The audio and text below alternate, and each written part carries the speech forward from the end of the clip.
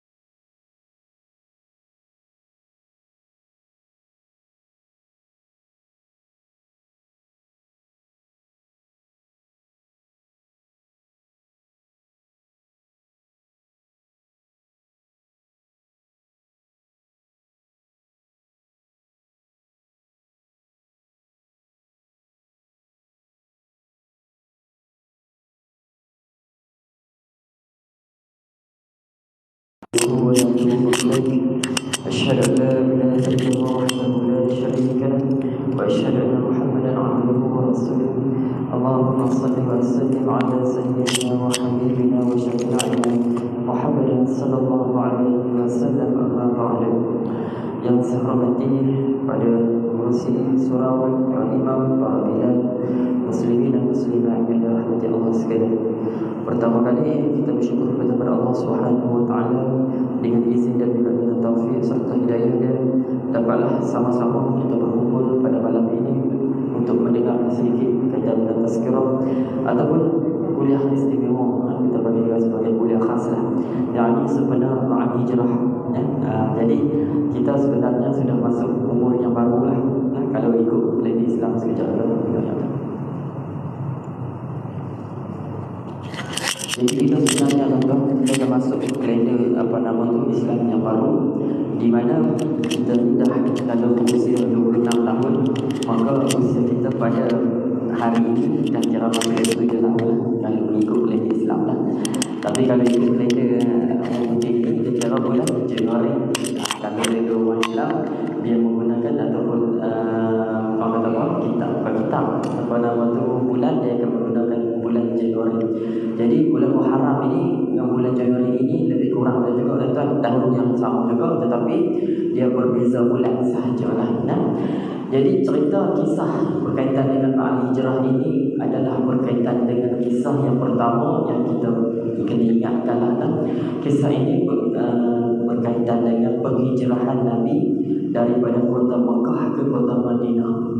Jadi cari wujud pangkal dulu di manakah dalam ayat Al-Quran Allah menceritakan tentang peristiwa hijrah ini. Sebab tu kebiasaannya dalam hadis Nabi ataupun cerita pasal kisah Isra Mi'raj ini, antaranya Allah Ta'ala menyebut dalam surah Al-Isra, di mana Allah Ta'ala menyatakan subhanallazi asra bi'abdihi lailan minal masjidil haram ilal masjidil aqsa barakna hawlahu linuriyahu min ayatina innallaha huwas sami'un basir. Sesungguhnya Allah memperjalankan hamba-Nya yang Muhammad ataupun kita katakan Nabi Rasulullah SAW daripada Masjidil Haram ila Masjidil Aqsa barakna hawlahu linuriyahu min ayatina, maka diberkatkan kawasan di antara dalam Al-Quran dan Allah berikan kekuasaan kepada Nabi pada malam Isra dan Mi'raj. Ini ayat pertama berkaitan dengan Nabi Isra dan Mi'raj. Cerita panjang dia dalam hadis. Ada kata nak cari wujud nak cari pokok dia, di mana kisah ini mula-mula dulu diceritakan dalam Al-Quran. Cerita dia dalam surah Al-Isra. Jadi dalam cerita berkaitan dengan penghijrahan Nabi daripada kota Mekah ke kota Madinah ini, mulanya Allah Ta'ala menceritakan dalam surah At-Taubah ayat ke-40. Di mana kalau tuan-tuan baca ada surah dalam Quran, Allah Ta'ala kafaru saniyasnaini iz huma fil ghari iz yaqula li sahibihi la tahzan innallaha ma'ana, la tahzan innallaha ma'ana. Saya terjemah adalah Allah bermaksud dalam Al-Quran menyatakan bahawa kalau kamu orang yang munafik, dalam surah Taubah ni cerita banyak kisah munafik, tuan-tuan. Sebab tu tuan-tuan kita kena jaga hati-hati dengan sifat munafik ni, tuan-tuan. Sebab disebut dalam Al-Quran dengan jelas dan nyatanya bagaimana Allah menceritakan neraka bagi golongan munafik ini adalah bawah daripada neraka orang yang kafir. Hati-hati munafik ni, hati-hati sifat ni. Jadi sifat ini Allah Ta'ala menyatakan kalau kamu sahabat di antara kalangan Nabi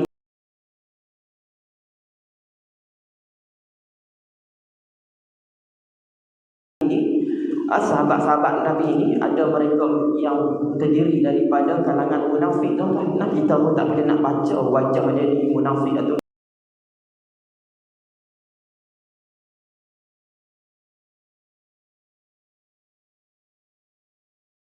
tidak.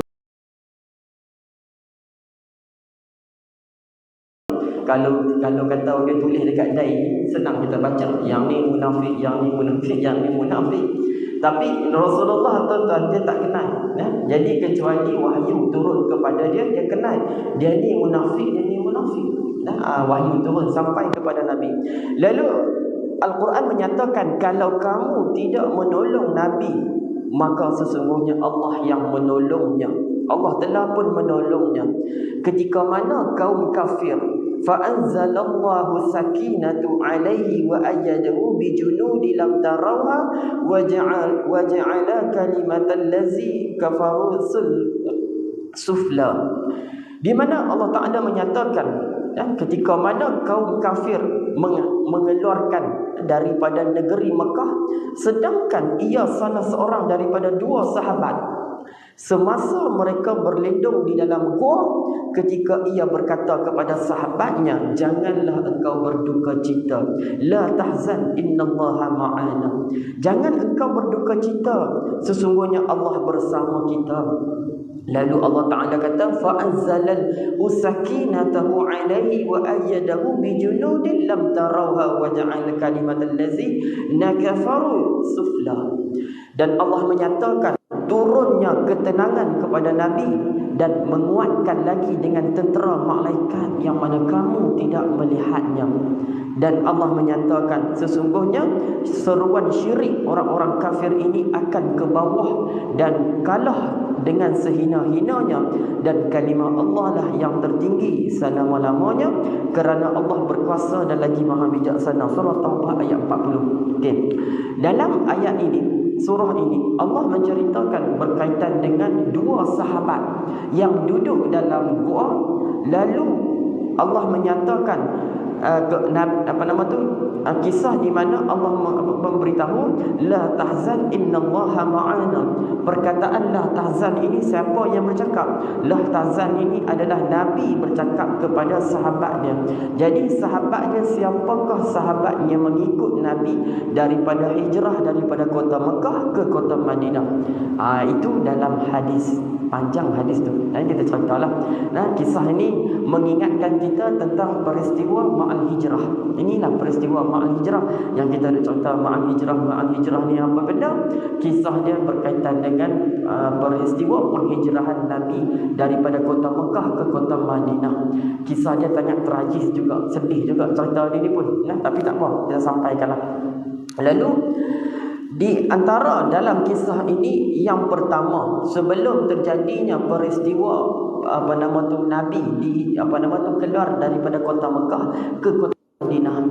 Ketika itu Rasulullah sallallahu alaihi wasallam genap pada 26, kalau siapa kata 26 Safar, 26 Safar pada hari Khamis, peristiwa itulah.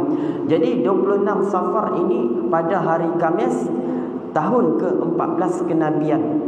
Jadi pada 26 Safar itu, maka puak Quraisy ini, tuan-tuan, telah bersidang, berbincang macam mana kita nak menghalang dakwah Nabi daripada terus disebarkan di kota Mekah ini. Semakin lama, semakin hari, semakin lama, semakin ramai yang menjadi pengikut Nabi ketika itu.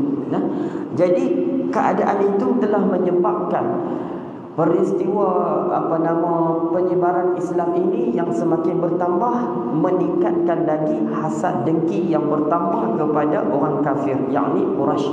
Ketua dia adalah seorang yang bernama Abu Jahal. Ketua dia itulah. Jadi tuan-tuan, bayangkan peristiwa itu terjadi di nama tempat itu, namanya Darul Nadwah. Dia ni pun macam parlimen juga, bersidang. Dia bersidang juga ni. Tetapi bersidang ni bukan bersidang menceritakan berkaitan dengan hal rakyat, kesusahan rakyat, bukan. Tetapi dia menceritakan kisah bagaimana kita nak menghentikan dakwah Nabi secara on the spot, terus menerus. Macam mana kita nak buat ni? Lalu bincang tuan-tuan, dekat Darul Nadwah tu, bincang, akhirnya kan masuk seorang lelaki tua. Lelaki tua ini pun masuk daripada pintu tu juga, pintu belakang, betul kan? Jadi bila dia masuk saja dalam parlimen tengah bersidang tu kan, maka dia pun memperkenalkanlah diri dia. Memperkenalkan diri dia apa dia? Dia memperkenalkan nama dia adalah An-Najd. N-A-J-D, An-Najd. Lelaki itulah. Dan lelaki itu pula tua. Lalu dia pun bersidang tuan-tuan bersama dengan geng-geng Abu Jahal. Jadi mereka pun merancang ataupun berbincang ni tuan-tuan. Maka setelah membuat perbincangan, maka mereka setuju untuk menghalau Nabi keluar daripada kota Mekah, tangkap buang negeri. Lalu seorang lelaki tadi yang bernama An-Najjar ni mengatakan bahawasanya kalau cadangan ini dilakukan, maka penyebaran Islam lagi banyak bertambah. Ini faham maksudnya. Lepas tu cadangan tu ditolak. Cadangan kedua pula kita penjarakan pula. Cadangan kedua pula. Jadi cadangan kedua ini setuju dah. Maka lelaki tua tadi kata apa? Cadangan kedua juga tak boleh pakai. Sebab apa? Sebab dalam penjara tu pula nanti akan ada orang yang akan mengikut Islam daripada Nabi kita. Cadangan kedua ditolak. Dan cadangan yang ketiga ini yang dicadangkan oleh Abu Jahal, kita bunuh terus. Cadangan yang ketiga ini terus disetujukan oleh lelaki yang tua tu, nama dia An-Najjar. An-Najjar ni siapa dia tuan-tuan? Nama dia tu, siapa dia tu? Dia itulah adalah iblis yang menjelma seorang lelaki tua yang seperti mana nama dia An-Najjar. Dia lelaki. Iblis dia yang menjelma diri dia, lalu dia masuk dalam satu persidangan tu, dia yang bagi cadangan ini sangat bernas dan sangat bijak. Cadangan apa? Yakni bunuh terus Rasulullah, tak kado pikang dah. Lepas tu dalam perbincangan tu pula, bila nak bunuh ni Rasulullah, jadi ada lagi berbeza pandangan. Macam mana kita nak bunuh dia? Adakah kita nak bunuh seorang, 2 orang, atau 3 orang, atau 4 orang? Jadi bincang, kita bunuh ramai-ramai. Pegang pedang seorang satu, cucuk perut seorang sikit, matilah semua. Jadi tuan-tuan, malam tu daripada rancang tuan-tuan pada 26 Safar. Dia kata 26 Safar. Lalu tuan-tuan, selepas daripada perbincangan tu, maka dipersetujui sejumlah yang akan bunuh Nabi adalah seramai 11 orang penjenayah tu. 11 orang penjenayah tu tuan-tuan. Maka berlakulah pada malam 26 tu Nabi dah dapat hint. Dan pada 26 tu juga Nabi dah pergi ke rumah Abu Bakar. Lalu Nabi pergi pada 26 tu tuan-tuan, pergi pada waktu tengah hari. Ingatlah, pergi pada waktu tengah hari. Pergi rumah Abu Bakar ni tuan-tuan, pergi bagi tahu kat Abu Bakar, dalam rumah Abu Bakar ni ada tak lagi sesiapa yang duduk dengan Abu Bakar ketika itu. Lalu Abu Bakar mengatakan, kan dengan apa? Dia kata, wahai Rasulullah, janganlah takut, jangan takut, insya-Allah tak ada siapa pun yang akan menyebarkan beritamu, wahai Rasulullah. Lalu pada pukul tengah hari ini pula, tuan-tuan, kalau tuan-tuan tahu kenapa Rasulullah pergi waktu tengah hari Umar Abu Bakar ni, sebab adat orang Arab ni kebiasaannya waktu tengah hari ni mereka suka tidur. Mereka suka tidur. Sebab tu dia panggil sebagai qaulilah. Qaulilah ni apa dia? Tidur seketika yang pada tengah hari tu kebiasaannya pukul 12 tengah hari ataupun sampai 12 tengah hari. Bukan 12 tengah hari tidur sampai pukul 6 petang. Itu tak panggil qaulilah, itu tidur terus. Maksud dia apa? Tidur sekejap, dipanggil tidur sekejap. Sebab tu kalau ikut sebenarnya dalam kajian saintifik ni, tidur sekejap ni tuan-tuan, tidur yang menyegarkan badan kita waktu tengah hari itulah. Bukan tidur pukul 12 bangun pukul 7 malam. Itu bukan menyegarkan, itu terus jam kepala kita. Jam terus kepala otak kita. Okey, sabar. Jadi mereka pun bincang punya bincang, Abu Bakar pun setuju untuk bersama dengan Nabi kita berhijrahlah ke Madinah. Jadi sebelum berhijrah itu pula Rasulullah juga bertemu dengan Sayyidina Ali karamallahu wajhah, bincang juga dengan Sayyidina Ali. Dan Sayyidina Ali ini adalah boleh dikatakan beliau ketika itu masih remaja lagi lah, budak-budak lagi tuan-tuan. Tapi sifat dia ni tuan-tuan, tahu kata apa sifat Sayyidina Ali ni? Allah Ta'ala berikan kepada dia satu sifat, yakni keberanian. Keberanian. Sifat ni cukup payahlah kita nak jumpa. Keberanian. Dialah yang menggantikan tempat tidur Rasulullah, dan Rasulullah memberikan selimut kepada Sayyidina Ali, dan selimut itu nama dia Hadrami. Selimut itu nama dia Hadrami. Kalau kita tanya selimut itu warna apa, dia dikatakan warna hijau. Yang Rasulullah gunakan untuk menyelimut diri ketika itu. Dan selepas itu Rasulullah pesan kepada Ali, tidurlah kamu di tempatku dan selimutlah badanmu ini dengan jubah Hadrami hijau milikku, dan tidurlah dalamnya, maka tiada bahaya akan menimpa kepada kamu. Jadi Ali ni tuan-tuan masa tu tak tanya dah, pasal apa aku kena ganti tempat tidur kenapa pula suruh aku, orang lain tak ada tempat aku pun ada lagi selesa, kenapa kena suruh aku juga? Dia tak tanya lagu tu dah. Kalau kita tanya habis lah, pasal apa lah, pelik lah, sebelumnya okey je aku tidur tempat aku. Kalau kita kan tapi tak tuan-tuan. Lalu Rasulullah pun keluar pada malam 27. Malam 27 tu pun Rasulullah keluar. Jadi keluar sahaja ni tuan-tuan, sebelum keluar ni bukan Rasulullah boleh keluar buka pintu depan, keluar lagu tu tak boleh, tak lepas tuan-tuan. Jadi Nabi membaca satu ayat dalam Al-Quran. Ayat ni tuan-tuan dengarlah betul-betul, bacalah betul-betul. Tapi tuan-tuan niat pun kena bagi betul lah. Jangan jumpa pula nanti tuan-tuan jumpa polis trafik, lesen tak ada, tuan-tuan baca doa ni. Ni pun boleh tahan juga perangai orang kita ni. Dia buat main-main tak boleh. Jadi ada satu ayat dalam Al-Quran di mana Allah Ta'ala menceritakan ataupun menurunkan ayat yang dibaca oleh Rasulullah sebelum keluar daripada rumahnya. Tuan-tuan pun hafal ayat ni. Kalau kata saya tak baca, tuan-tuan boleh hafal dah. Apa dia ayat dia? وَجَعَلْنَا مِنْ بَيْنِ أَيْدِيهِمْ سَدًّا وَمِنْ خَلْفِهِمْ سَدًّا فَأَغْشَيْنَاهُمْ فَهُمْ لَا يُبْصِرُونَ. Allah jadikan di hadapan Nabi ini dinding, di belakang Nabi juga dinding, dan kami menutup mata mereka, dan dengan mata mereka ini mereka tak boleh melihat ketika Nabi keluar daripada rumah. Sebelah orang ni tuan-tuan, kalaulah sebahagian para ulama ada mengatakan, kalau tikus tuan-tuan keluar daripada rumah ni, lubang tikus lah, kecil lah lubang tikus ni, keluar daripada rumah, katakanlah keluar itu buat daripada rumah Rasulullah nak keluar cari makanan, maka tikus tu mesti akan dibunuh on the spot.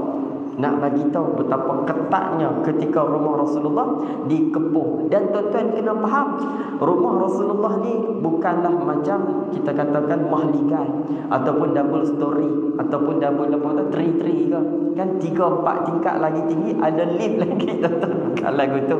Rumah kita selesa lagi. Bagi tahu kata rumah kita besar lagi lah. Nah, rumah Rasulullah ni tuan-tuan, kalau tengok sirah balik kecil je rumah Rasulullah. Tapi dengan rumah tu lah tuan-tuan, Rasulullah duduk dan Rasulullah banyak menunaikan ibadat. Kecil ya tuan-tuan. Nah, ini adalah orang kata apa, ujian Nabi ketika menyampaikan dakwah. Sungguh hebat tuan-tuan.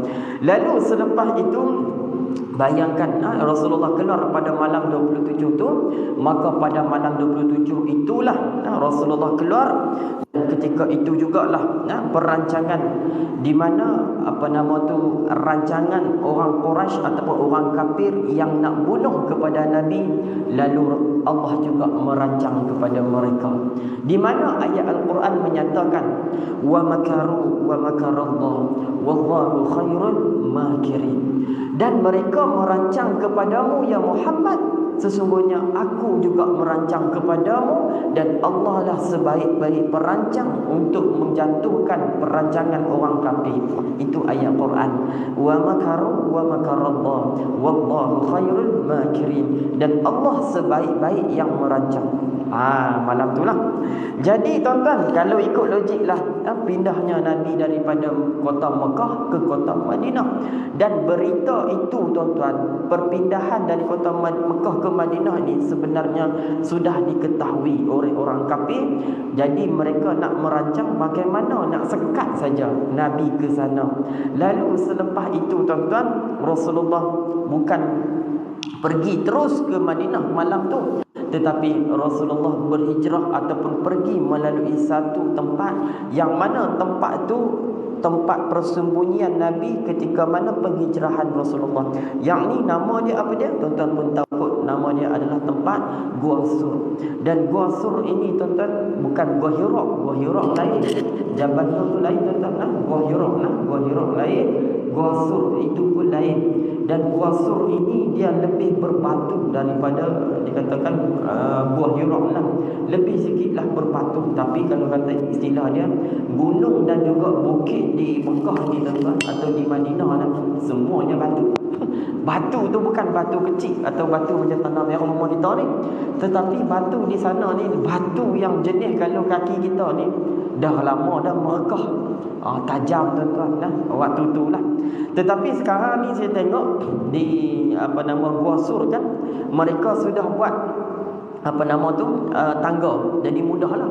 Jadi tempat tuan-tuan kalau kita tengok dia macam mana tuan-tuan, dia macam lubang bawah, jadi kita boleh pijak di atas batu tu.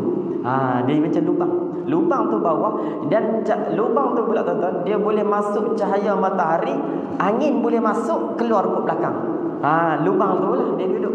Lubang tu. Sebab tu hebatnya tuan-tuan, Allah melindungkan Rasulullah ketika kejadian tu. Tapi itulah, ada lagi cerita saya sambung balik.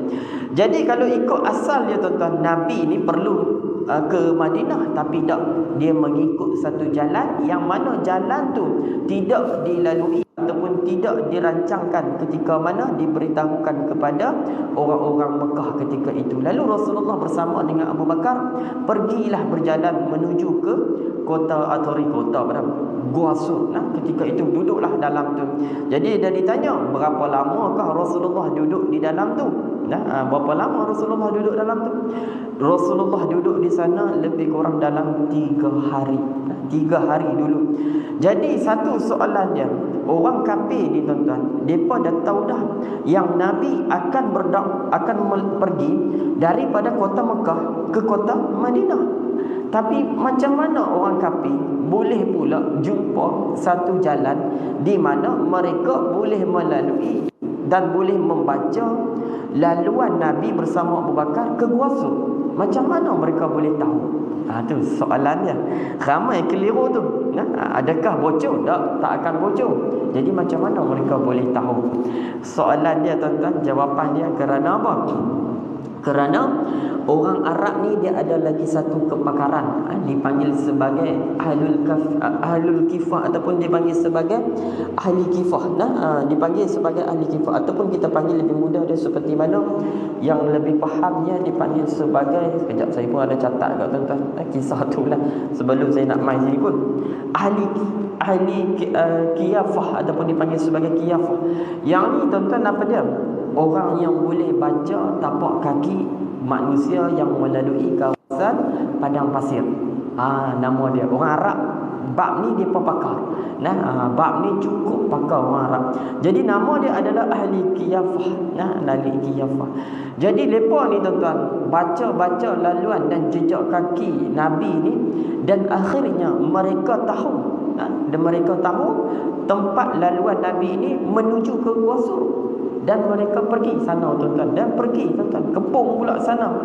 Tetapi ketika berlakunya pengepungan ataupun kawasan Gua Sur itu dilalui oleh orang kafir ini, lalu ketika itulah berlaku perkara-perkara yang Allah tak izinkan untuk mereka melihat Nabi. Antaranya dalam ayat Al-Quran tadi itulah, la tahzan innallaha ma'ana, jangan kamu takut, sesungguhnya yang ketiga adalah Allah. Allah Ta'ala pesan kepada Abu Bakar. Lalu sebelum masuk ke dalam gua tu tuan-tuan,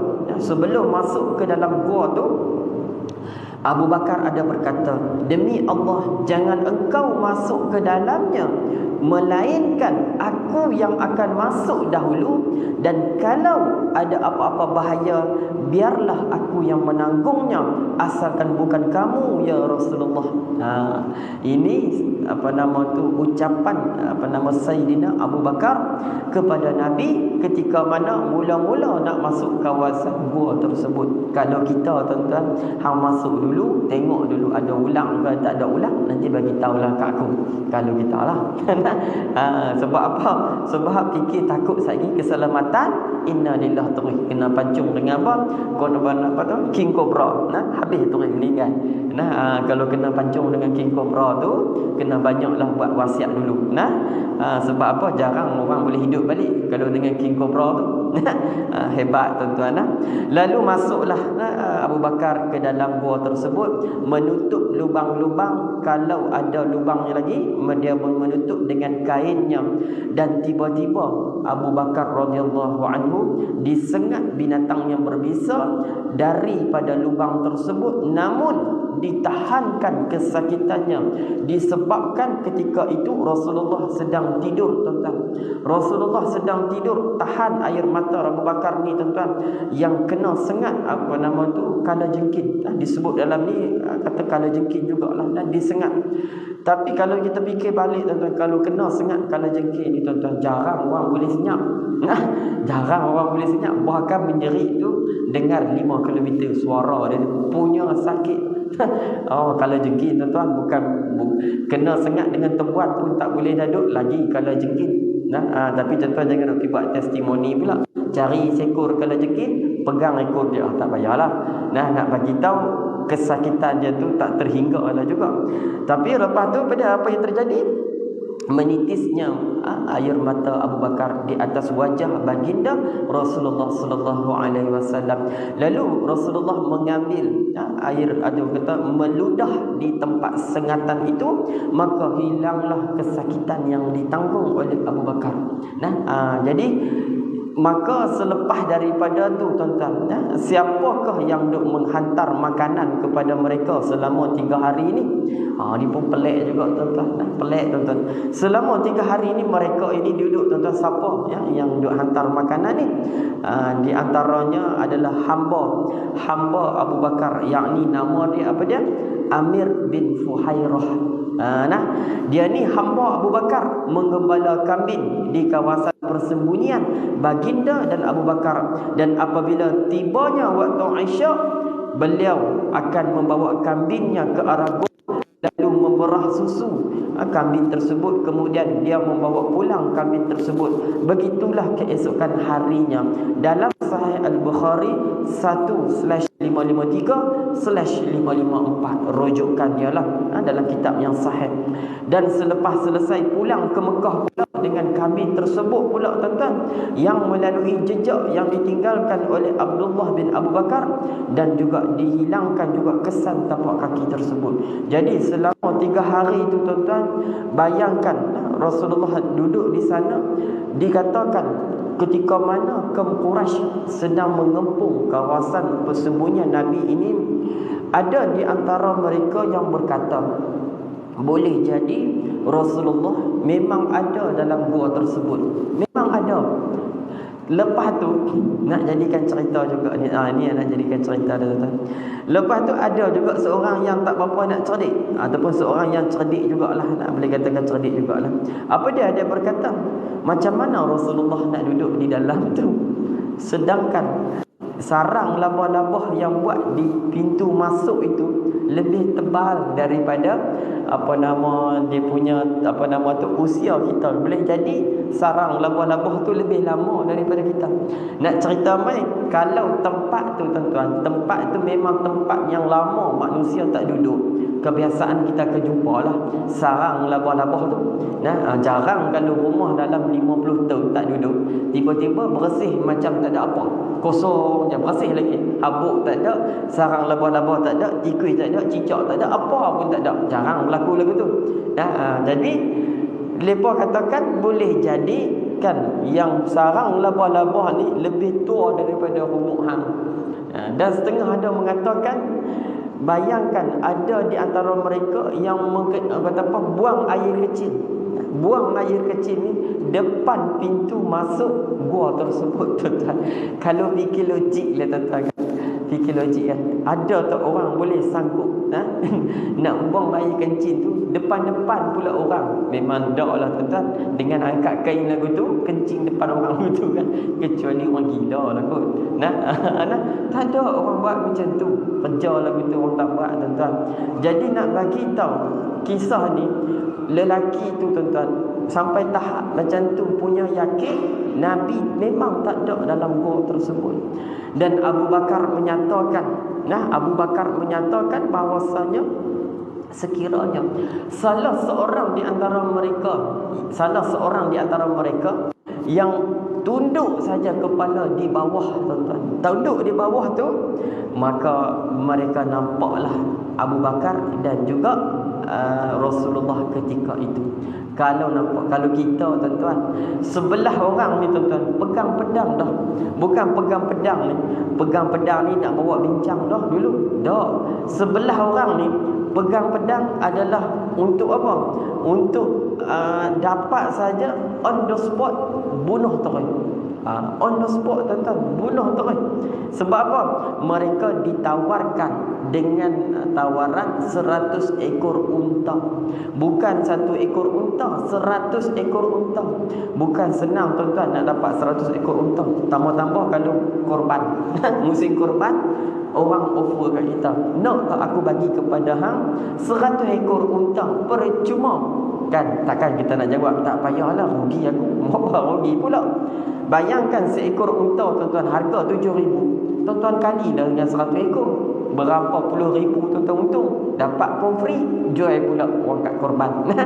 Boleh buat duit dah. Jadi buat duit dah cerita-cerita.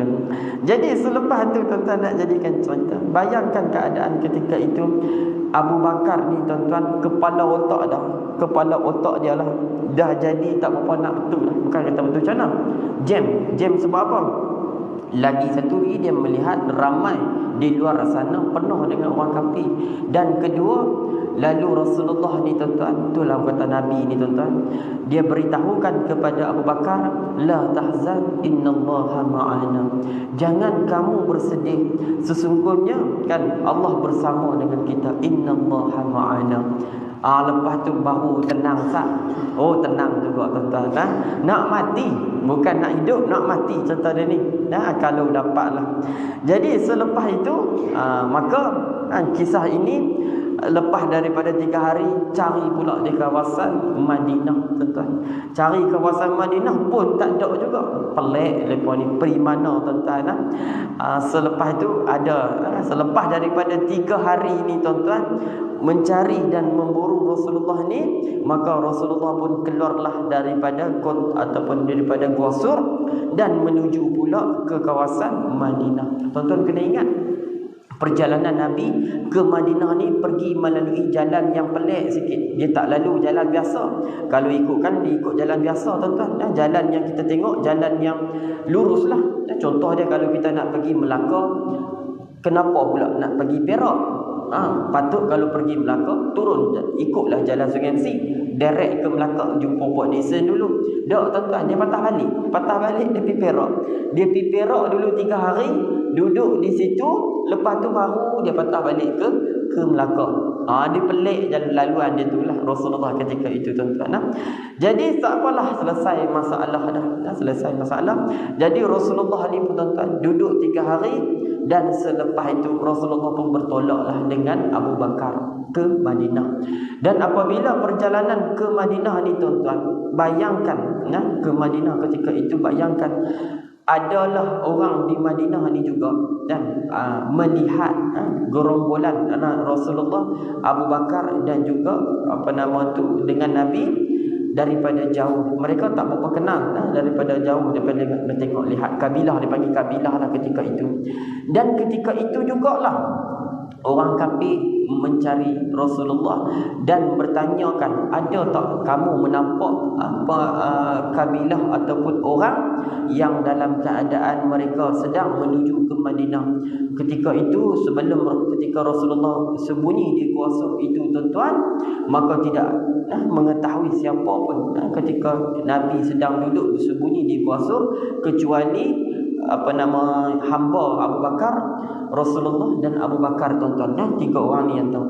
Maka mereka apabila keluar sahaja daripada gua tersebut dan menuju ke Madinah itu tuan-tuan, maka ada seorang ni dah cerita ni, seorang yang bernama Suraqah bin Malik.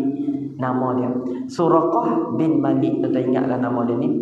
Suraqah bin Malik ni, bila dia tanya kepada penduduk Madinah ni, dia tanya, ada tak ternampak kabilah yang mana mereka ini keluar daripada kota Mekah ke Madinah?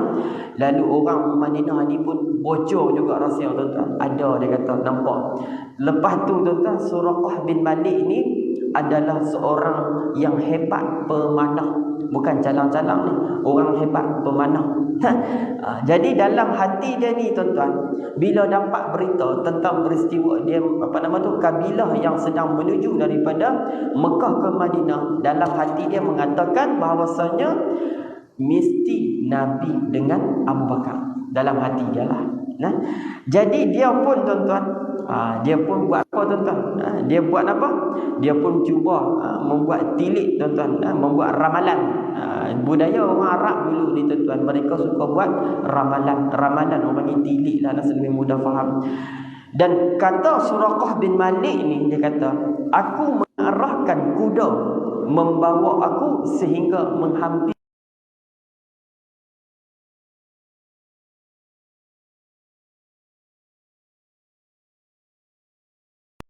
lantas mengulurkan tanganku ke dalam sarung anak panah ini, dan aku keluarkan beberapa anak panah, dan dengan anak panah itulah aku cuba membuat ramalan.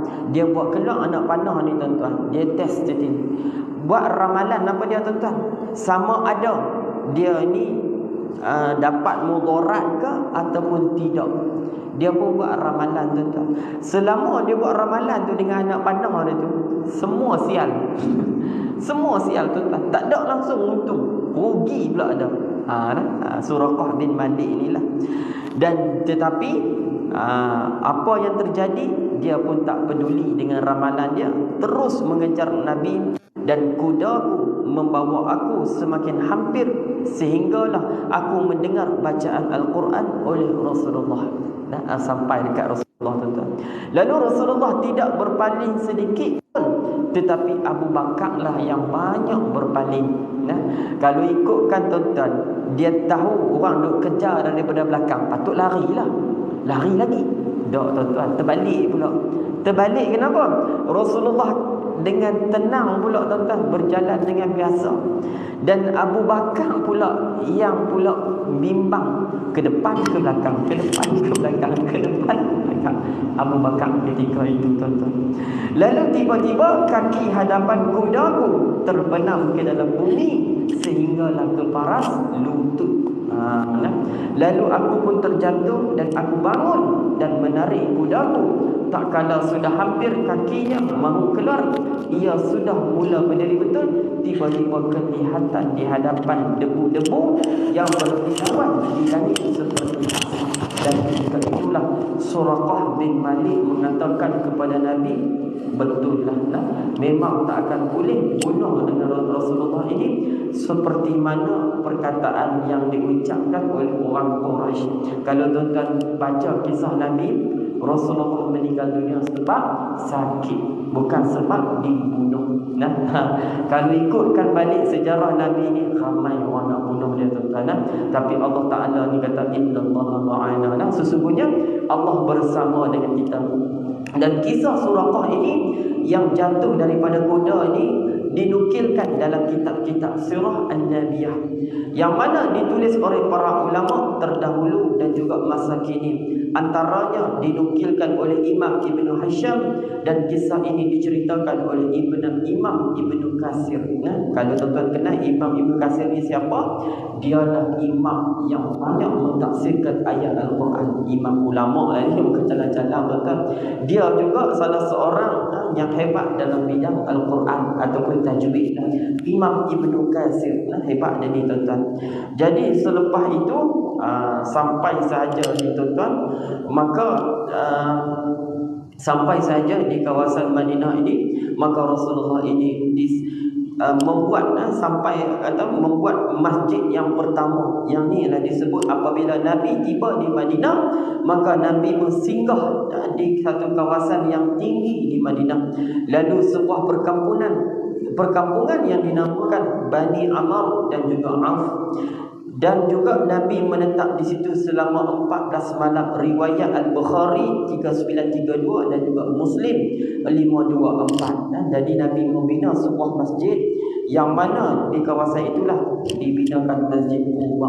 Kalau tuan-tuan pergi ke Madinah kan, masa sekarang lah, maksudnya insya-Allah kejap sikit lagi je tuan-tuan habis dah. Jadi kalaulah seseorang yang pergi Madinah, ada disebut dalam hadis tentang kelebihan Masjid Quba ni. Apa dia Masjid Quba ni tuan-tuan kelebihannya? Masjid Quba ini adalah Nabi kata, sesiapa yang mengambil uduk daripada rumah dia, ambil uduk daripada rumah dia lah, lalu dia berjalan menuju ke Masjid Quba, dia menunaikan solat 2 rakaat. Contohlah solat di Masjid Quba, maka ganjaran pahala baginya seperti mana ganjaran pahala umrah. Besar tak besar tuan-tuan tu Masjid Quba lah, bukan calang-calang tu tuan-tuan. Sebab tu kalau orang pergi umrah ni, kebiasaan yang bawa jemaah ni biasanya akan ceritalah kisah Masjid Quba ni. Hebat dia tuan-tuan. Sampai sekarang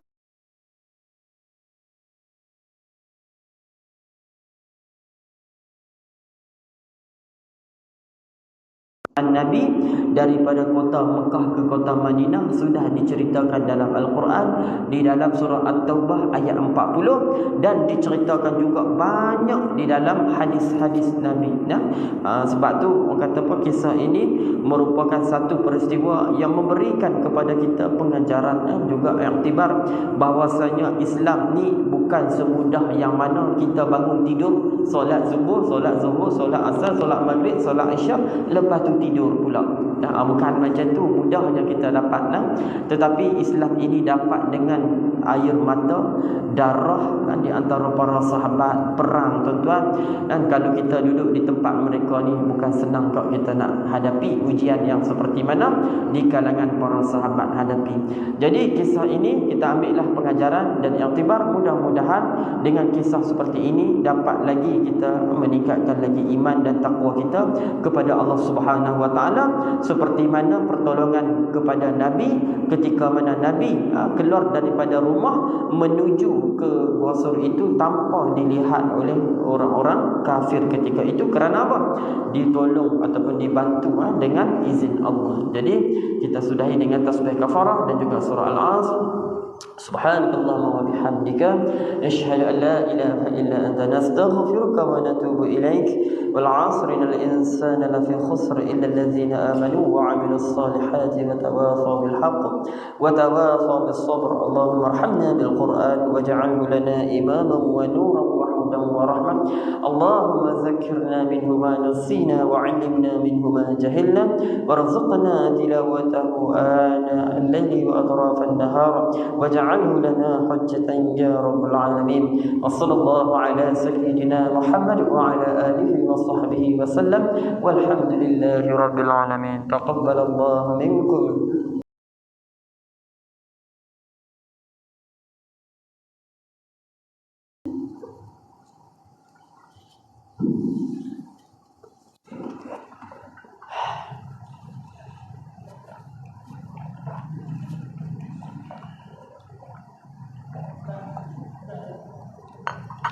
Mari duduk.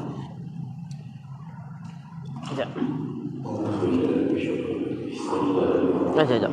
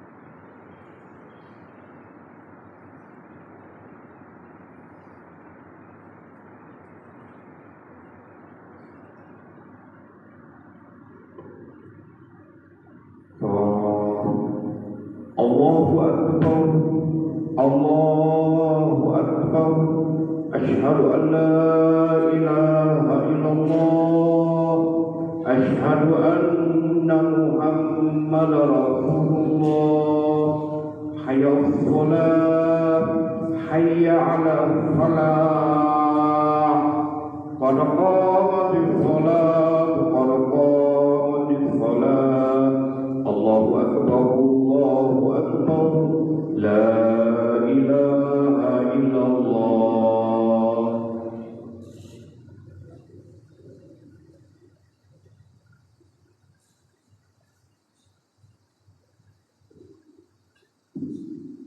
استقيموا كميسوا صفوفكم وعيدكم فلو نصاها فالصدر في الصوت على مدى فلن نصاها على مدى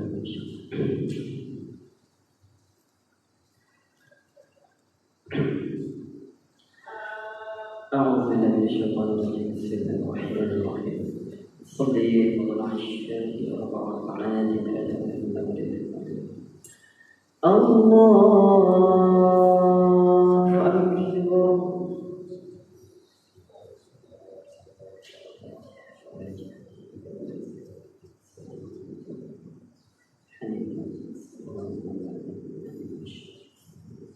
إن الصلاة ومحياي ومماتي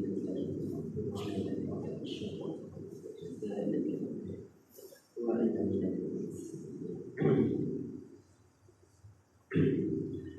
بسم الله الرحمن الرحيم الحمد لله رب العالمين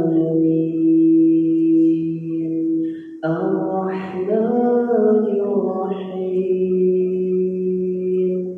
مالك يوم الدين إياك نعبد وإياك نستعين اهدنا الصراط المستقيم صراط الذين أنعمت عليهم غير المغضوب عليهم ولا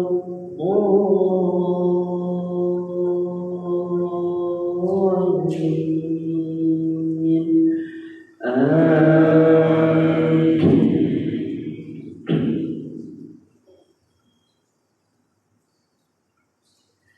بسم الله الرحمن الرحيم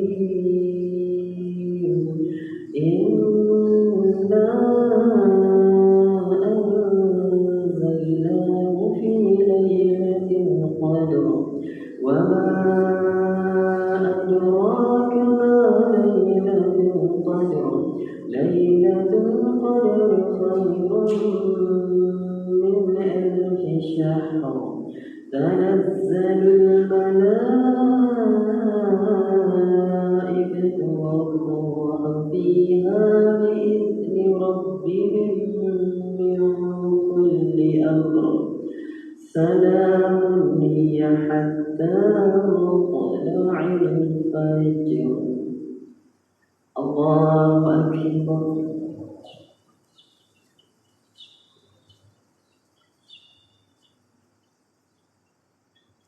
سمع الله لمن حمده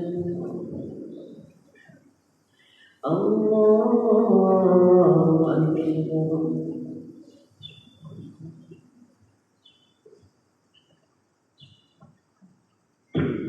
الله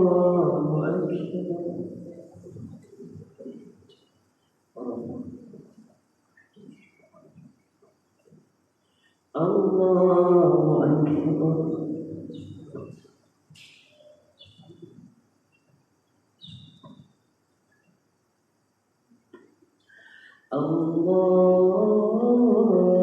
الله أكبر بسم الله الرحمن الرحيم الحمد الحمد لله رب العالمين الرحمن الرحيم مالك يوم الدين إياك نعبد وإياك نستعين اهدنا الصراط المستقيم صراط الذين أنعمت عليهم غير المغضوب عليهم ولا الضالين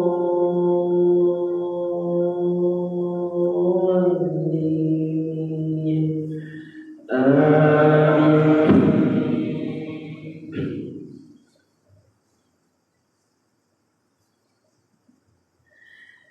بسم الله الرحمن الرحيم قل يا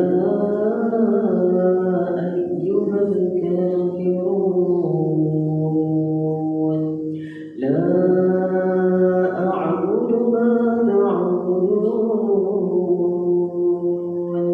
ولا أنتم عابدون ما ولا أنا عابد ما عبدتم ولا أنتم عابدون ما أعبد لكم دينكم ولي دين. الله أكبر.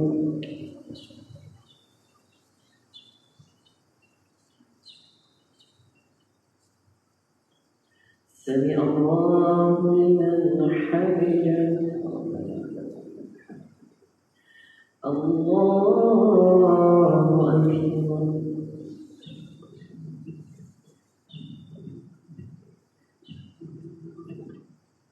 الله أكبر.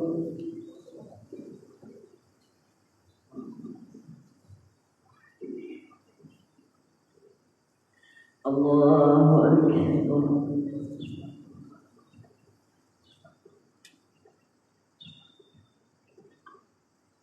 الله أكبر.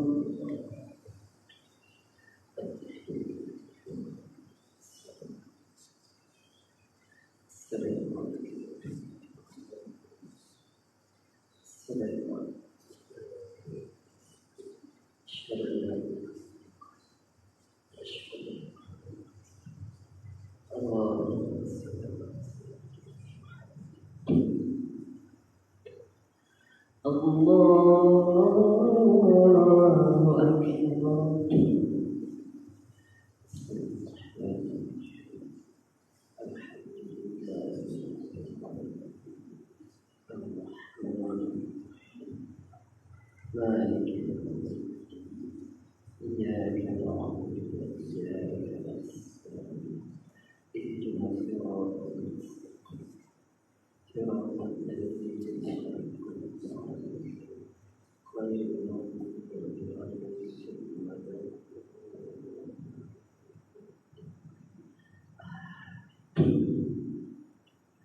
الله أكبر.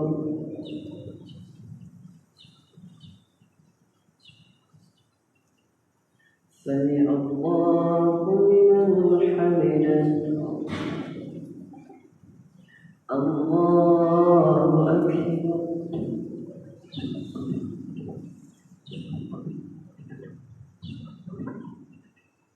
الله أكبر.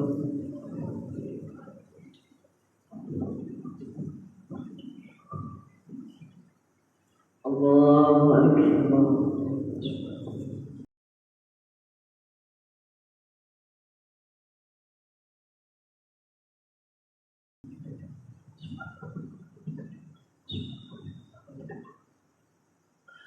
الله أكبر.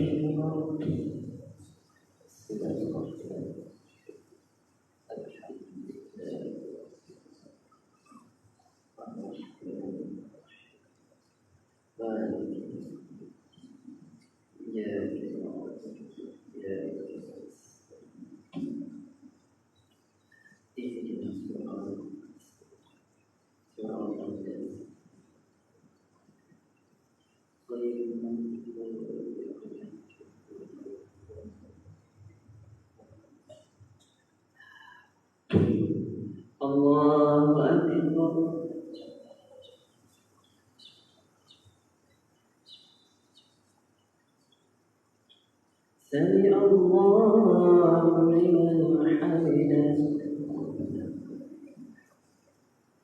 الله أكبر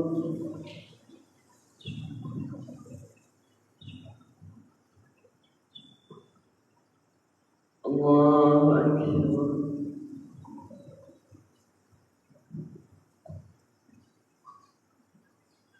الله أكبر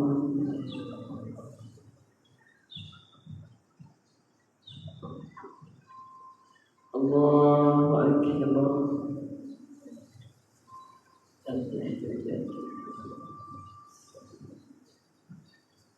السلام عليكم. السلام عليكم. أشهد أن لا إله إلا الله. أشهد أن محمدا اللهم صل وعلى آله كما صليت على سيدنا وبارك على محمد وعلى آل سيدنا كما باركت على سيدنا في العالمين.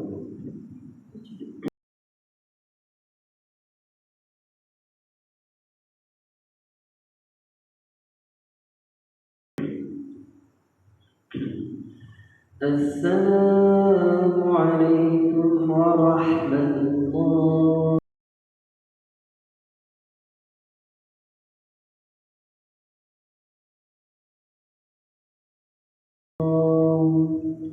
السلام عليكم ورحمة الله. الحمد لله الذي لم يتخذ ولدا ولم يكن له شريك له ولم يكن له ولي من الذل كثيرا كثيرا. استغفر الله العظيم استغفر الله العظيم استغفر الله العظيم. اللهم انت السلام ومنك السلام تبارك ذو الجلال والاكرام.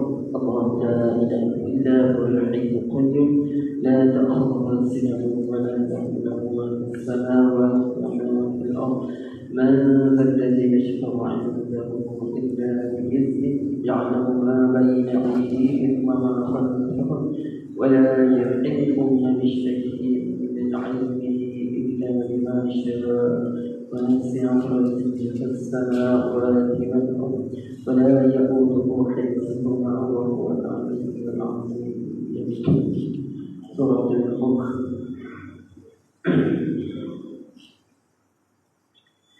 أعوذ بالله من الشيطان الرجيم. بسم الله الرحمن الرحيم. تبارك الذي بيده الملك وهو على كل شيء قدير.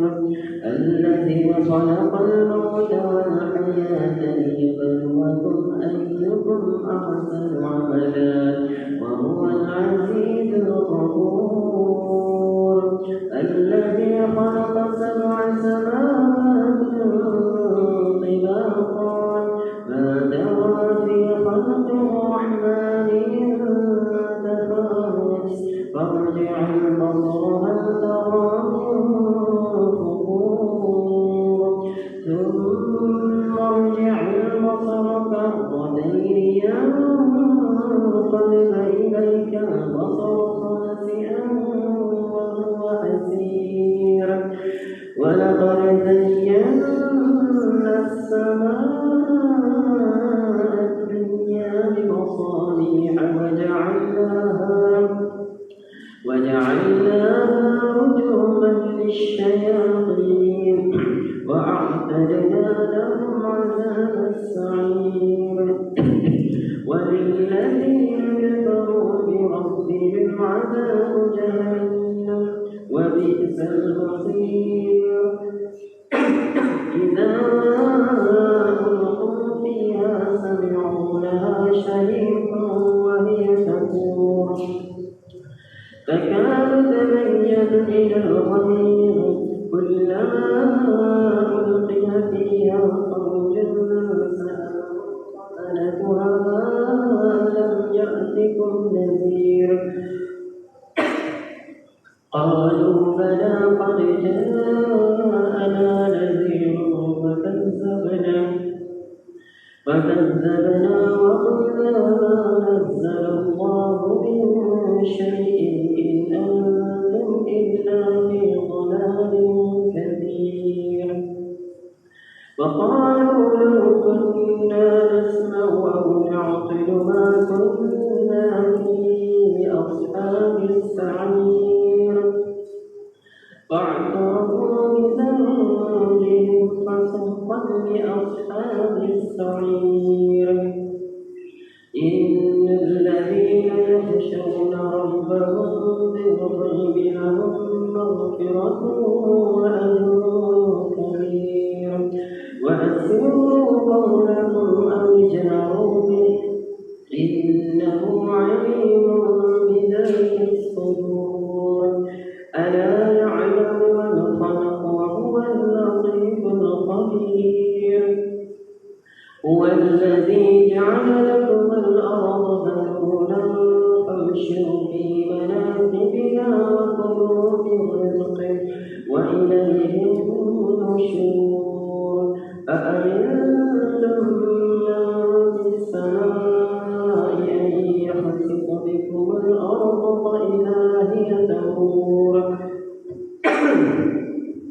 أم أمنتم من في السماء أن يرسل عليكم حاصبا فستعلمون كيف نذير ولقد كذب الذين من قبلهم فكيف كان نكير أولم يروا إلى الطير فوقهم صافات ويقبض ما يمسكهن إلا الرحمن إنه بكل شيء بصير أمن هذا الذي هو جند لكم ينصركم من دون الرحمن إن الكافرون إلا في غرور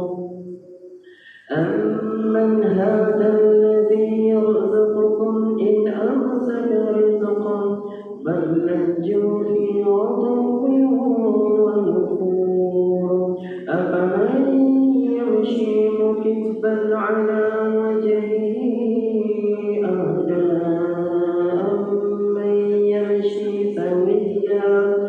أمن يمشي سويا على صراط مستقيم قل هو الذي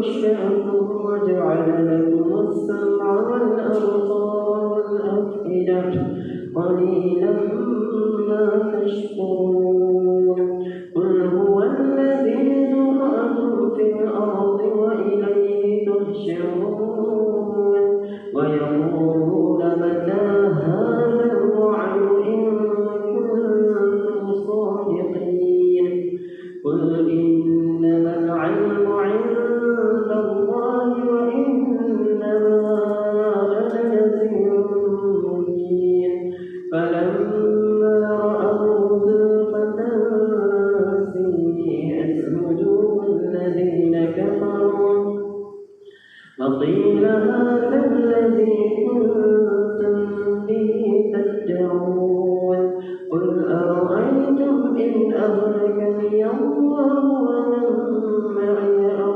رحمنا فمن يجير الكافرين من عذاب أليم قل هو الرحمن آمنا به وعليه توكلنا فستعلمون من هو في ضلال مبين قل أرأيتم إن أصبح ماؤكم فمن يأتيكم بماء معين صدق الله العظيم. بسم الله الرحمن الرحيم. سبحانك اللهم وبحمدك أشهد أن لا إله إلا أنت نستغفرك ونتوب إليك. العصر الإنسان لكن الذين آمنوا وعملوا الصالحات وتواصوا بالحق وتواصوا بالصبر اللهم ارحمنا بالقرآن واجعله لنا إماما ونورا وفضلا ورحمة. اللهم ذكرنا منه ونسينا وعلمنا منه ما جهلنا وارزقنا تلاوته آناء الليل وأطراف النهار واجعله لنا حجة يا رب العالمين. وصلى الله على سيدنا محمد وعلى آله وصحبه وسلم. الحمد لله رب العالمين. صلى الله عليه